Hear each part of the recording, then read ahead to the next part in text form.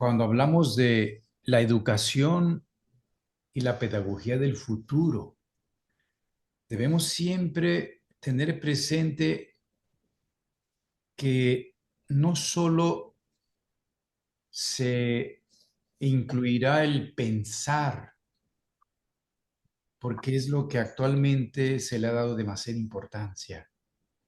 Me refiero a la educación infantil, sino que se incluye el sentir y el actuar, o sea, la voluntad y el sentimiento.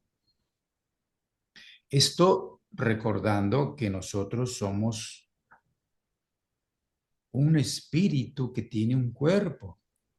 Y el mediador entre lo que somos y lo que tenemos hace aparecer el alma. O sea que somos cuerpo, alma y espíritu. Con el cuerpo actuamos, con el alma sentimos y con el espíritu pensamos. Esto, por supuesto, requiere profundizarse para entender realmente cómo es que estamos hablando de aspectos que actualmente están solo en potencia en el ser humano.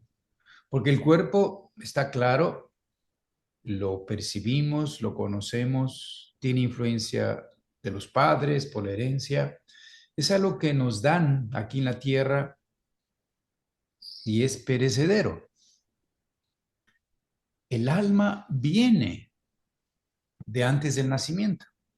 Este cuerpo está entre el nacimiento y la muerte. El alma trasciende el antes y el después. Es algo que ya existe. Y entonces se une a lo que nos da la tierra a través de la herencia de los padres, el cuerpo. Y el espíritu es algo latente y virtual todavía en la humanidad. Pero debemos recordar que eso que llamamos espíritu es la esencia de lo que llamamos cuerpo y que el cuerpo realmente es triple, porque es reflejo del espíritu que es triple. El cuerpo es físico, etérico y astral. Y es la manifestación de un triple aspecto espiritual que desde la antigüedad se conocen y se les llama manas, buddhi, atma. La antroposofía le llama al manas el yo espiritual y es la esencia del cuerpo astral. La esencia del cuerpo vital es el espíritu de vida o buddhi, que también se puede llamar espíritu vital. Ahí se comprende fácil por el nombre. Y el cuerpo físico es la expresión exterior del primer aspecto del espíritu, llamado en sánscrito Atma. Y la antroposofía le llama hombre espíritu. Entonces, tenemos manas o yo espiritual, buddhi, espíritu de vida, y atma, hombre espíritu, como aspectos que están en proceso de desarrollo en cada encarnación entre el nacimiento y la muerte, y que continúa el proceso de desarrollo entre la muerte y el siguiente nacimiento gracias a las jerarquías espirituales superiores que nos acompañan en ese proceso entre la muerte y el siguiente nacimiento. Eso garantiza la evolución, aunque lleva tiempo, pero es importante conocerlo. Y en medio, el alma tampoco es muy preciso la diferenciación triple, pero ya hemos escuchado que cuando el cuerpo astral se transforma por la actividad del yo, aparece el alma sensible. Es un aspecto del alma. Cuando el cuerpo vital se transforma gradualmente, aparece lo que se llama el alma racional. Y finalmente el cuerpo físico, cuando es transformado, hace aparecer lo que se llama el alma consciente.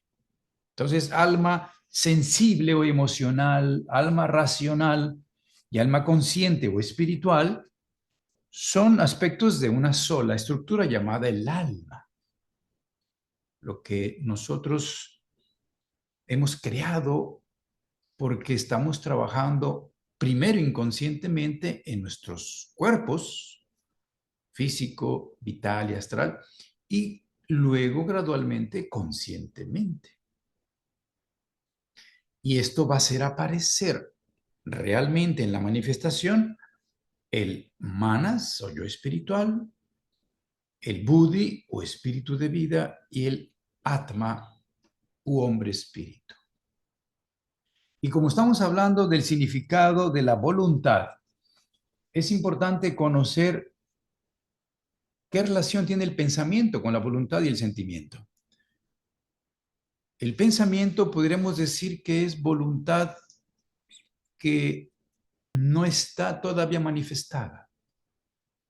El sentimiento es voluntad que está en proceso, en germen, para en un momento dado hacerse visible y realizarse. De tal manera que la voluntad es sentimiento ejecutado. El sentimiento es voluntad en proceso, en germen. La voluntad es sentimiento ejecutado. O sea que si yo estoy pensando algo, yo puedo en un momento dado hacer que surja un sentimiento. Y a partir del sentimiento se está gestando la voluntad, se está gestando el acto. Por eso se puede decir que lo que la humanidad tiene actualmente no lo va a cambiar si no cambia su manera de pensar. Porque de allí vendrá el impulso que influirá su sentir para que finalmente se concretice en un acto. Y lo que vemos aquí podemos compararlo con los animales. Lo que vemos en los seres humanos, la capacidad de actuar, de hacer, que le llamamos voluntad, en los animales se podría decir que la tienen, pero eso es algo que no es consciente, llamado autoconsciente. Ellos actúan también, también sienten, pero no tienen un pensar individual. Podemos decir, quien piensa es el yo grupal de la especie, pero se manifiesta eso a través de su instinto. Porque podemos ver, por ejemplo, un castor. Hay que volverlo a ver en los documentales, incluso delante de los niños a veces, para sentir asombro y admiración nuevamente cada vez que lo volvemos a ver, porque el castor construye una presa con una ingeniería y una arquitectura que un ser humano no es capaz de hacer si no estudia ingeniería y arquitectura para construir una casa, para construir lo que el castor hace por instinto. Su propio cuerpo, la forma de su cuerpo es el artífice y el arquitecto que lo conduce instintivamente para crear la presa. Esto es muy interesante porque toma en cuenta la velocidad del agua en la que está moviéndose la corriente, la profundidad y las características de las ramas y los troncos que toma para construir una presa. Esto es una obra de ingeniería. Igual que las abejas, las hormigas, las avispas y muchos animales, si los observamos, manifiestan una tremenda sabiduría. Y esto es dado por su instinto y cuya imagen exterior podemos ver en su cuerpo, que tiene una forma. Si queremos ver el instinto de un animal, vean su forma. En la forma se ve lo que es capaz de hacer. Podríamos decir que los seres humanos se expresan también, aunque muy atenuado esto, en la forma corporal, porque ya el instinto no está totalmente manifiesto, está atenuado, disminuido por la presencia de el yo, el intelecto. Entonces aparecen otras facultades. Pero debemos reconocer que en nuestro cuerpo físico hay instinto. Y allí se manifiesta la voluntad en su primer, vamos a decir, aspecto rudimentario. Yo tengo hambre, es por instinto. El instinto de conservación de la vida hace que yo tenga hambre. Y por supuesto, esto hace que uno haga algo para satisfacerla. Pero está en el instinto, el inicio de esta fuerza que hace que yo me mueva y aparezca, quiero comer. Es la voluntad. En el sentimiento del alma, el hambre me hace sentir, obviamente, una incomodidad y puede incluso hacerme sentir dolor, porque no tengo la comida y mi cuerpo necesita eso. Pero está en la base del instinto el hacer algo para que esto se satisfaga. Y entonces se dice que el cuerpo físico se manifiesta como instinto en el aspecto de la voluntad. O sea, la voluntad a través del cuerpo físico se expresa en el instinto. Pero nosotros tenemos además un cuerpo que compenetra el cuerpo físico y ese es el cuerpo vital o etéreo, que ya es invisible para los ojos ordinarios, pero hace que el cuerpo tenga características como el hecho de que tenga circulación, respiración, latido cardíaco, que esté caliente, se reproduzcan las células, tenga vida, es el cuerpo que le da vida. Y al compenetrarlo influye la voluntad a través de influir el instinto. Entonces, ¿qué experimentamos cuando a través del cuerpo vital la voluntad es influenciada? O sea, a través del instinto, ¿qué sucede? Bueno, además de hambre, tengo apetito. Ya ven que alguien puede tener apetito y no necesariamente hambre. Tiene ganas de algo. Esto no es hambre, es algo más sutil, más interior, el apetito. Me apetece comer tal cosa. Eso no es hambre. El hambre es que quiero comer. Pero ¿qué quisiera comer? Eso lo da el apetito. Y eso es algo muy sutil, más interior. El instinto es más exterior, dado por la naturaleza y el cuerpo. Es el cuerpo vital el que hace trascender y elevar el instinto a apetito, a un impulso interior, que obviamente ya hace la diferencia entre un humano y otro, porque ahí aparece el aspecto temperamental, por ejemplo. El cuerpo vital es la sede del temperamento. Entonces, los seres humanos tienen diferentes maneras de expresar la voluntad a través ya del apetito que procede del cuerpo vital. Eso de las ganas, ganas de algo.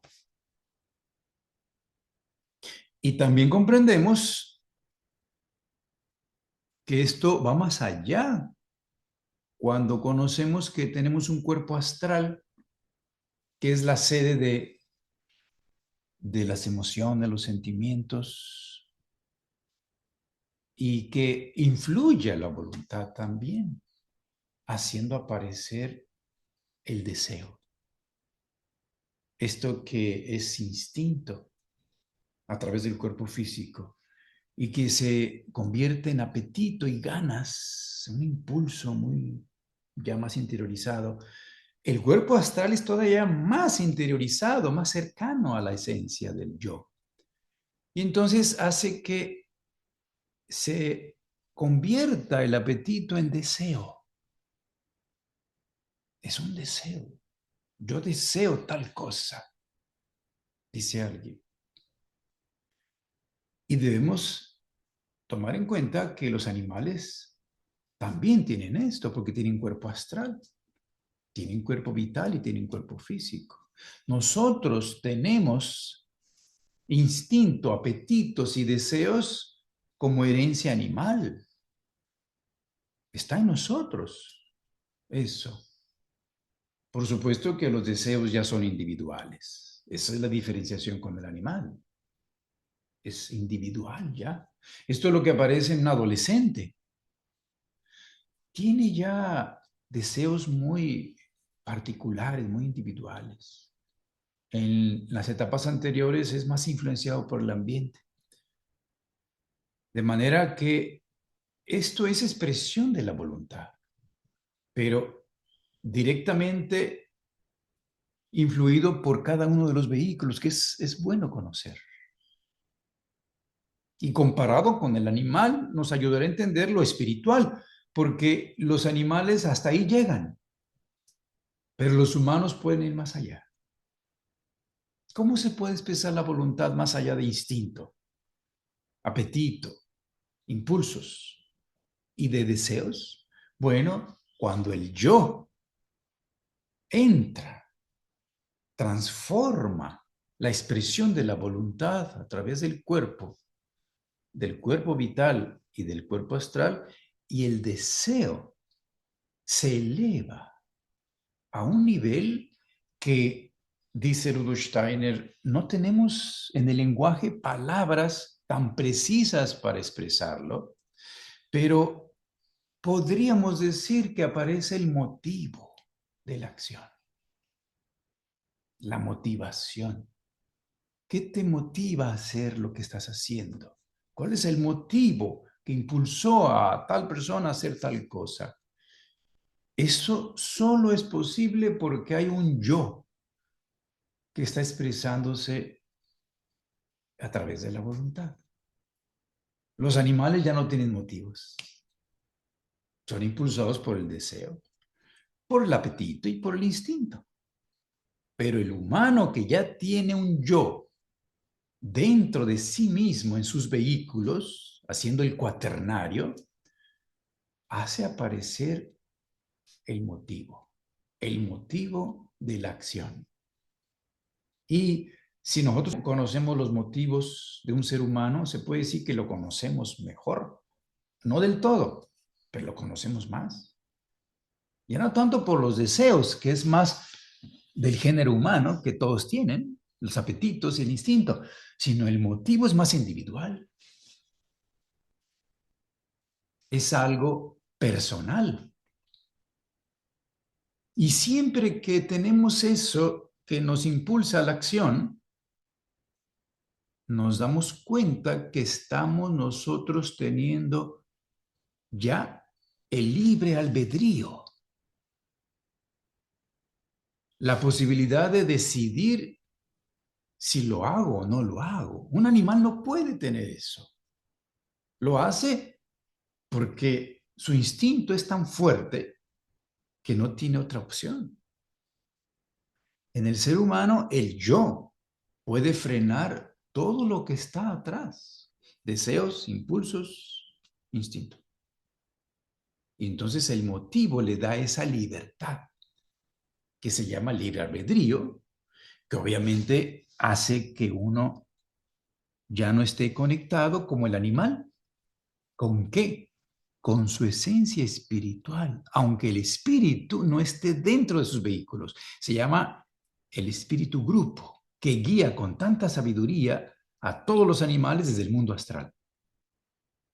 Y vemos ahí las arañas haciendo la telaraña tan maravillosa, los animales migrando, las mariposas volando miles de kilómetros por lugares donde nunca habían volado, entre Michoacán y Canadá, y tanta maravilla que vemos en el reino animal como expresión de ese yo grupal, que es un espíritu superior, pero actúa desde el mundo astral. Entonces el animal no se equivoca, hace lo que su instinto le dice, pero el ser humano tiene la posibilidad de motivo, porque el yo está aquí ya en el plano físico, dentro de sus vehículos, y adquiere la libertad relativa, pero ya una cierta libertad que hace aparecer la equivocación, el error.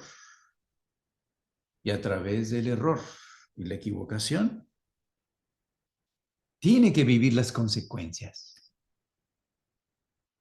Y entre las consecuencias está el sufrimiento, la enfermedad, el dolor. Y esto mueve la voluntad para cambiar la acción. Esto es algo que nadie más tiene en la tierra. Bendito el dolor, visto desde lo espiritual, porque es el mejor maestro para que el ser humano cambie su conducta autodestructiva. Es evidente que hay una conducta que puede destruir porque se deja llevar por su instinto, por sus apetitos, por sus deseos, por su placer. Y miren cómo está el mundo. Pero gracias a esto, qué inteligencia suprema del universo, aparece internamente una posibilidad de darse cuenta que puede cambiar cómo actúa. Cuando ya ha realizado el acto, muy dentro en la voluntad, se da cuenta y lo ve. Puedo mejorarlo. Cuando lo ve, que ya lo realizó, un ser humano puede, desde muy dentro, sentir algo especial, muy sutil, que le haga ver que puede mejorar todo lo que ha hecho.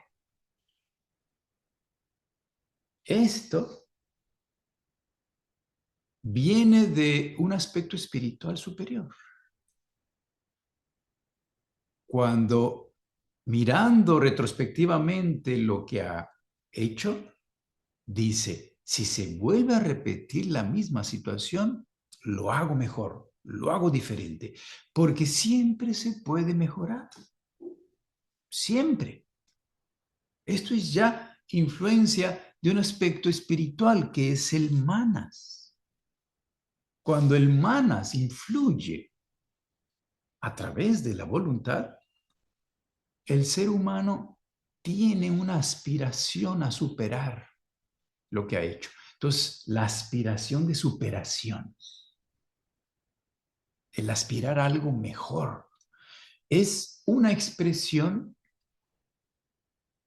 realmente de lo que significa el yo espiritual. Así podríamos decir cómo se ve cuando el manas empieza a manifestarse en la actitud humana, en su voluntad. Pues en el hecho de que nunca está satisfecho. Comienza a sentirse insatisfecho en el sentido de que siempre puede hacerlo mejor. Claro, la diferencia entre una persona culta y una persona es primitiva. Solo vive para placer, dormir, reproducirse. Está en el hecho de que la persona culta siempre tiene la aspiración elevada, la aspiración a mejorarse. No está satisfecho. Dice que lo puede hacer mejor. Y el otro, que es primitivo y que no tiene esta cultura, se siente satisfecho. Mira, no hay ningún sentir profundo, sutil, de querer mejorar lo que hasta ahora ha hecho. Tú estás satisfecho. Así que, si nos estamos sintiendo insatisfechos, porque observando lo que hemos realizado, decimos, ay, ojalá y tenga la siguiente oportunidad la posibilidad de cambiar esto. Sí, porque aquí obviamente el yo puede todavía influir en el yo espiritual. Entonces, arrepentirnos de haber hecho algo que tal vez no fue lo mejor. Entonces quisiéramos repararlo. Eso es egoísta. Está influyendo el yo sobre el yo espiritual. Quisiéramos repararlo y enmendar lo hecho. Sí, pero todavía es egoísta. Si yo más bien quiero que en la próxima vez lo haga mejor, eso ya quita el egoísmo. Es una aspiración de mejorarme internamente para que en la siguiente oportunidad yo lo haga mejor. Pero el querer enmendarlo y arrepentirse y todo esto es todavía una manifestación egoísta. Es natural, porque el yo todavía está allí, influyendo a través del motivo. El yo espiritual hace aparecer la aspiración para hacer siempre mejor las cosas. Entonces debo pensar, claro, aparece una idea, ¿cómo lo haría en la siguiente oportunidad si se me vuelve a presentar lo mismo? Pero esto que se llama la aspiración por influencia del yo espiritual o manas, no está aquí en la cabeza, está acá en el metabolismo, está en la voluntad.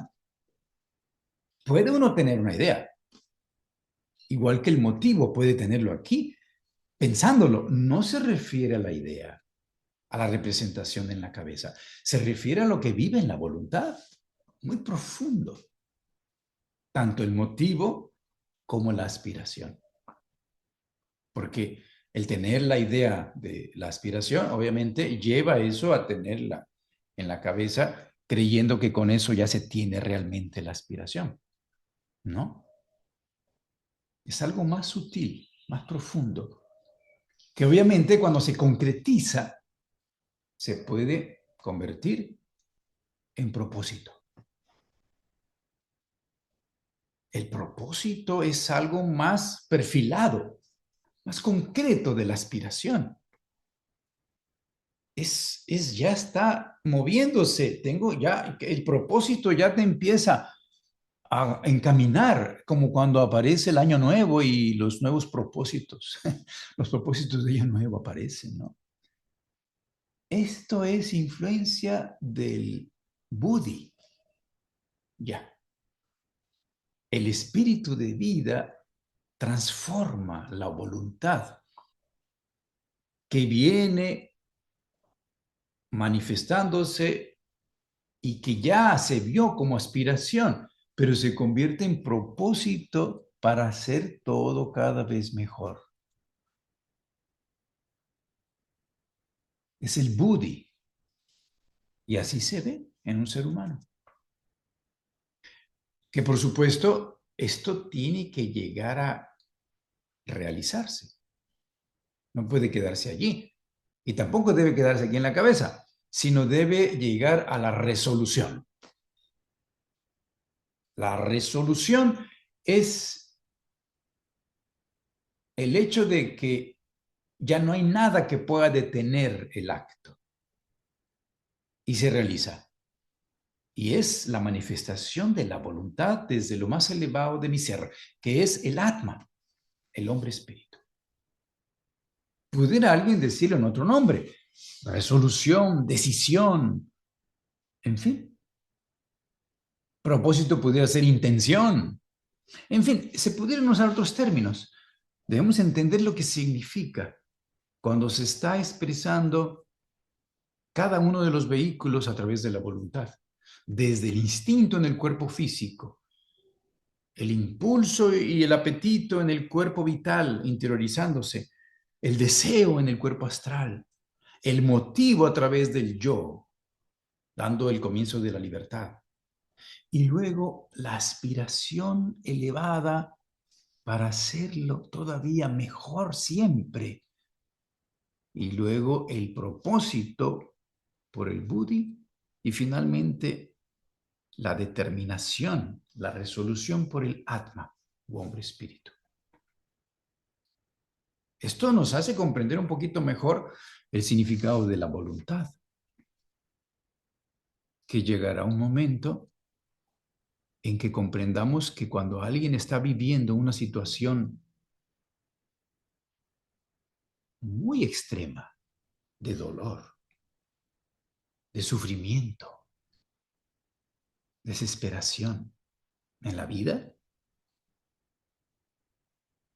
solamente podrá cambiar eso si puede hacer influir en su voluntad el Atma, o sea, lo más elevado de su ser, para que mueva su expresión exterior, que es el cuerpo físico. Es ahí cuando decimos que el cuerpo es el templo del espíritu. A través del cuerpo se manifiesta la voluntad superior y me resuelvo a hacer algo porque continuar así viviendo no es vida. Imagínense una persona en una situación extrema de depresión, donde ha perdido todo, tal vez esclavizada en un vicio, y dice, no hay más que dos posibilidades. O me suicido, porque yo ya no quiero vivir, esto no es vida, o cambio. Pero para cambiar necesitas tener la voluntad. Escuchen a todos los que tienen un vicio como el alcohol, las drogas u otra sustancia, que puede incluir la nicotina, que no es nada fácil decir, ya lo dejo. No, requiere que venga desde muy profundo de nuestro ser la resolución. Y entonces cuando alguien toca fondo, en un estado así, puede impulsarse, como cuando la imagen nos llega de alguien que se está hundiendo en el agua. Se está hundiendo, se está hundiendo. Se está hundiendo por la forma en que está viviendo. Pero cuando toca fondo, ya no hay manera de ir más abajo. Tocó fondo. Esto ya no es vida esto. Pero como tocó fondo, puede impulsarse. Entonces, ¡pum!, se impulsa hacia arriba. Y esto es la influencia del alma. Y cambia. Y dice, se acabó. No más, ya no tomo. Y sí, no se ven a la vuelta de la esquina estos. Pero hay quien, y los hemos visto de vez en cuando, alguien dice, se acabó, ya no tomo alcohol, ya no tomo. Ah, caramba. Y lo hace de un día para otro. Y otros vuelven a caer y dicen que sí, pero después vuelven a caer, vuelven a caer. Dicen, ¿qué pasó con tu voluntad? Es que la voluntad necesita un impulso muy poderoso. Si no, el vicio le gana, lo supera. Pero el ser humano está dispuesto a vivir eso. Por eso en la tierra Dios puso todo allí para que el ser humano pruebe todo lo que hay, lo conozca, lo experimente. Y ahí está la tentación, porque puede ayudarle momentáneamente a escapar de su desesperación y se olvida de su problema, por ejemplo, tomando alcohol, se lo olvida, sí, pero llega un momento en que está tan esclavizado que se da cuenta que ya no es vida. Y gracias a la influencia del Atma, se percibe en su voluntad la resolución y cambio. Esta es una manifestación de eso que está latente en toda la humanidad. Estoy hablando de los aspectos superiores del espíritu manifestándose en la voluntad. La importancia de saber que los niños no necesitan recibir amonestaciones y sermones porque queremos que hagan diferente las cosas, cambien su actitud, influyamos su voluntad. No sirve de nada que queramos desde la cabeza hacer que entiendan algo cuando están pequeños, en la primera infancia. No, necesitamos hacer que nos observen. De hecho, no necesitamos hacer nada, nos ven, nos observan y nos van a imitar. Yo pongo el ejemplo, ellos nos imitan. Y si yo me pongo a hacer algo a cierta hora, todos los días, ellos me van a imitar. Y entonces con esto yo estoy influyendo en su voluntad. Después incluso puedo dar algunas indicaciones y decirle a alguien, tú vas a hacer esto y tú vas a hacer esto otro. Y lo van a hacer todos los días a esta hora. Yo estoy haciendo un proceso de entrenamiento y educación que cuando al principio pues lo hacen inconscientemente, esto hace que se influya la sensibilidad, el sentimiento. El niño comienza a sentir que a esa hora hay que hacer eso. No lo sabe desde aquí. El niño manifiesta primeramente la voluntad, pero cuando a determinada hora se hace algo, en la escuela debe haber alguien que mande. El niño siente eso. Es importante. Entiende y comprende que en la escuela debe haber alguien que mande. Y entonces le dice qué hacer y a la misma hora todos los días lo hace. Esto fortalece y desarrolla en un principio el sentimiento de que eso es lo correcto y lo que hay que hacer. Acuérdense que el sentimiento es voluntad que está en proceso de germen y la voluntad es sentimiento ejecutado. Cuando la ejecución, los actos, el hábito se establece todos los días y el niño crece, se hace consciente. O sea, se da cuenta que a esa hora hay que hacer eso. Entonces, la repetición consciente de un acto desarrolla el impulso volitivo, o sea, desarrolla la voluntad.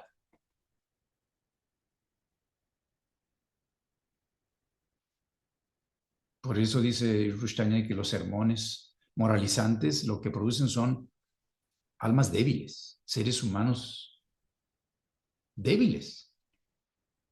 Si queremos hacer hombres fuertes en su voluntad, debemos hacer este proceso que influye desde lo profundo del sentimiento y la voluntad a través de una repetición, primero inconsciente y luego consciente, y hacerse al hábito. En la antigüedad, los seres humanos tenían algo que hacía una voluntad muy robusta y era que, por ejemplo, repetían todos los días el mismo Padre Nuestro. Antes de dormir, por ejemplo, rezaban. La cultura cristiana, claro. Pero esto de repetir el mismo Padre Nuestro, actualmente un ser humano diría, otra vez lo mismo. Pues sí, pero la repetición es lo que fortalece. La repetición, la repetición. Esto tiene un efecto en el cuerpo vital, en el cuerpo físico, en todo, el ser. Incluso tenían un libro de cuentos en la antigüedad y repetían el mismo cuento de la semana, se repetía el libro, el cuento, volvía. Y esto hace un efecto. Cuando uno tiene así el hábito de la repetición, sobre todo conectado con un ideal, eso tiene un efecto tremendo y la transformación del espíritu, del alma, se hace más evidente. Y algo que ayuda fácilmente a este proceso es el arte, porque en el arte se necesita repetición. Yo no puedo dominar el tocar un instrumento si no repito, y vuelvo a repetir, o sea, practicar, y vuelvo a repetirlo, y vuelvo a repetirlo. Pero para el niño no es problema porque le causa deleite, gozo. El arte tiene esa característica, no de causar solamente al principio ese placer, ese deleite, no, siempre que se repite vuelve a causar deleite. La música, el movimiento, la danza, el dibujo, cualquier expresión artística tiene la característica de la armonía y la belleza, y eso en el alma da un sentimiento de alegría, de gozo. De allí la importancia del arte. La enseñanza debe ser artística y el maestro debe vivirla. Ya ven que incluso hasta para aprender a escribir, pues empieza dibujando. ¿Qué? Líneas. El dibujo es primero, antes de la escritura, y es arte. Dibuja líneas curvas, líneas rectas, hacia arriba, hacia izquierda, oblicuas. Se pintan de colores, pero ya empezó artísticamente. Y luego aparecen las líneas que conjuntas hacen letras. Y el niño empieza a entender qué eso significa y gradualmente aprende a escribir. Pero aprendió a través del arte. Primeramente se siente esta alegría de percibir la belleza de los colores, ¿no? Las formas. Esto es lo que va a hacer que realmente la educación y la pedagogía hagan una influencia en la voluntad humana y algún día se una a la voluntad de Dios para decir, hágase tu voluntad, Señor, y no la mía. Obviamente estoy conectando con una expresión mística, pero es una realidad, porque no se mueve la hoja de un árbol sin su voluntad. Visto y considerado intelectualmente puede oírse muy infantil. Porque cualquiera diría, si se movió la hoja del árbol, se movió porque hay aire. O si se cayó y fue la gravedad y ya estaba seca. Sí. Pero eso que llamamos Dios es la consideración de que detrás de todo lo que percibo existe una gran inteligencia, un espíritu universal que se expresa a través de leyes y que llamamos Dios. Y no puede existir nada sin su voluntad, pues es eso, es que es Él mismo. De tal manera que en sí mismo es verdad, es belleza y es bondad. Y si yo quiero vivir feliz dentro de un cuerpo que me limita tanto, en una tierra donde hay tanta basura y tanta cochinada y tanta pudredumbre, sufrimiento y dolor, pues tengo que armonizarme con el universo, con eso que llamo la voluntad divina. Y es por eso que la pedagogía colabora para que algún día la tierra comience a manifestar la voluntad divina en los actos humanos y empiece mínimo con la solidaridad.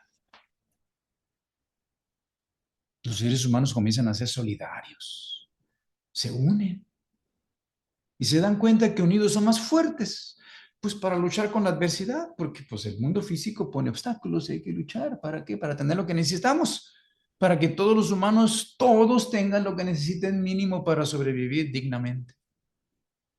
Mínimo, que se conviertan en derechos, la comida, el agua, el techo, el vestido, son derechos. A través de la buena voluntad, si hay buena voluntad, habrá paz, paz en la tierra,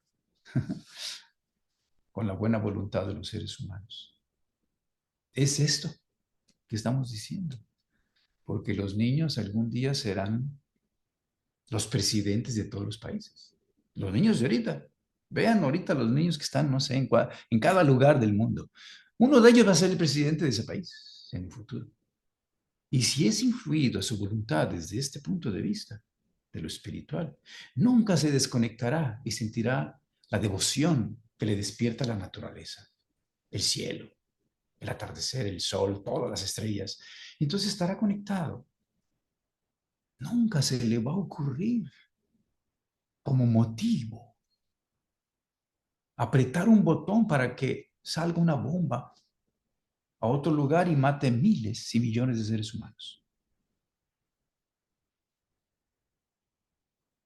Por inseguridad, por miedo a que nos invadan. Fíjense. Así que bueno, todo esto nos sirve para comprender la trascendencia de que los maestros, las maestras encargadas de esos presidentes del futuro, esos líderes en todas las áreas, no solo de la cuestión política, sino en todas las áreas, la salud, la economía, la alimentación, la tecnología, la comunicación, todo esté al servicio del ser humano y no de los intereses y la ambición de unos cuantos, que es lo que está pasando ahorita. La voluntad humana manifiesta todavía que se mueve por tantos intereses, ambición, codicia, deseos, instinto. El sexo y el dinero mueven al mundo, ¿no?